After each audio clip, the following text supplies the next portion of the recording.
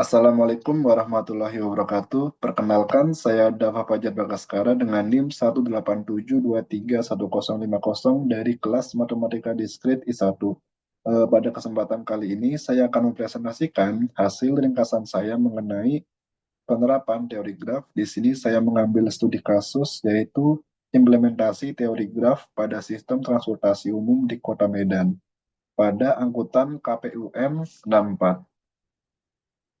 Oke, jadi pada kasus yang saya ambil terdapat dua rumusan masalah. Yang pertama, bagaimana sistem transportasi Kota Medan dapat dipresentasikan dalam graf. Yang kedua, bagaimana cara kita menemukan rute terpendek dari graf tersebut. Pada kasus yang saya ambil, saya menggunakan dua metode. Yang pertama ada metode tetangga terdekat. Metode tetangga terdekat mempunyai langkah-langkah kita bisa memilih simpul awal dan kunjungi simpul terdekat dari simpul awal berikutnya yang belum dikunjungi. Ulangi hingga semua simpul dikunjungi. Tujuannya membentuk lintasan Hamilton dengan jarak terpendek. Metode yang kedua yaitu metode sisipan tertutup. Langkah-langkah perhitungan untuk menyelesaikan masalah rute angkutan umum menggunakan metode sisipan tertutup berupa: pertama, pilih simbol awal dan simbol terdekat. Sisipkan simbol baru dengan pertambahan bobot minimum. Ulangi hingga semua simbol terhubung. Tujuannya mengoptimalkan jalur dengan memperhatikan bobot tambahan. Seperti yang saya bilang sebelumnya, saya mengambil studi kasus pada angkutan KPUM nomor 64 di Medan. Berikut rute angkutan KPUM nomor 64. Bisa dilihat, angkutan pertama masuk ke terminal Pulau Baris, selanjutnya ke Jalan TB Simatupang, dan berakhir pada terminal Amplas. Rutenya dapat kita lihat pada slide berikut.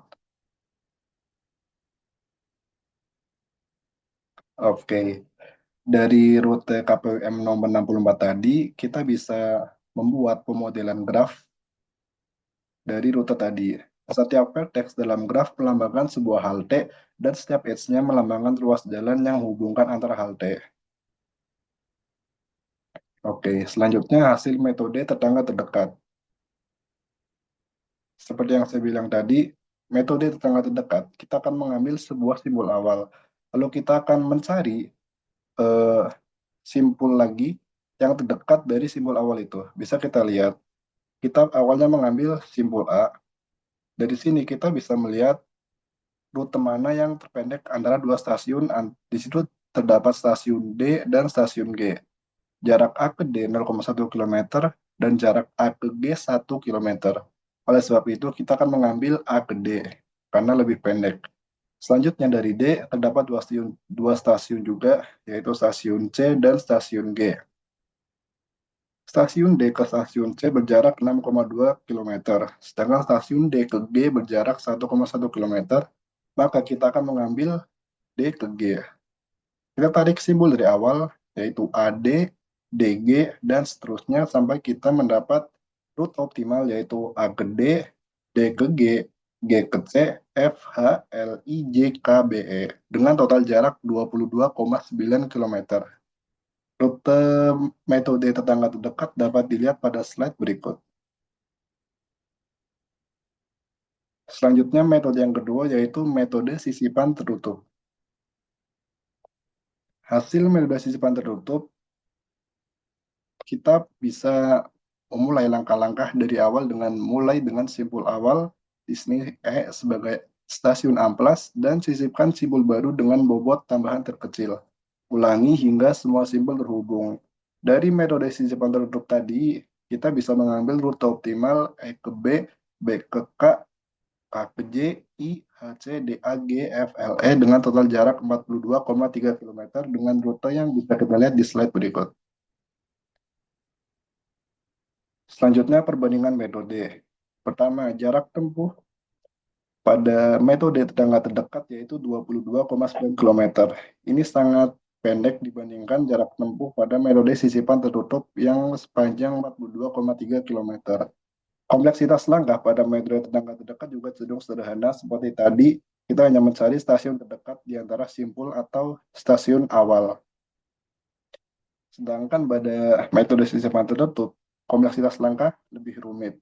Efisiensi waktu pada metode tetangga terdekat juga tinggi karena jarak tempuhnya sedikit atau pendek sehingga otomatis waktu yang digunakan lebih efisien berbanding terbalik dengan metode sisipan tertutup yang efisiensi waktunya rendah.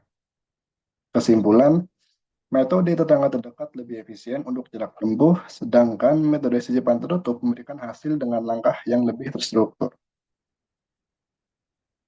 Selanjutnya, kesimpulan. Representasi sistem transportasi, teori graf mampu memodelkan sistem transportasi dengan baik.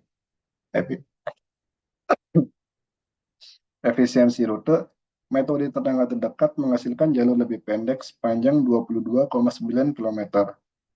Metode sisipan tertutup lebih kompleks tetapi memberikan solusi yang berbeda. Manfaat mengurangi waktu dan biaya perjalanan bagi pengguna transportasi umum. Sekian presentasi saya mengenai contoh penerapan teori graf pada studi kasus transportasi di Kota Medan. Kurang lebihnya saya mohon maaf. Wassalamualaikum warahmatullahi wabarakatuh.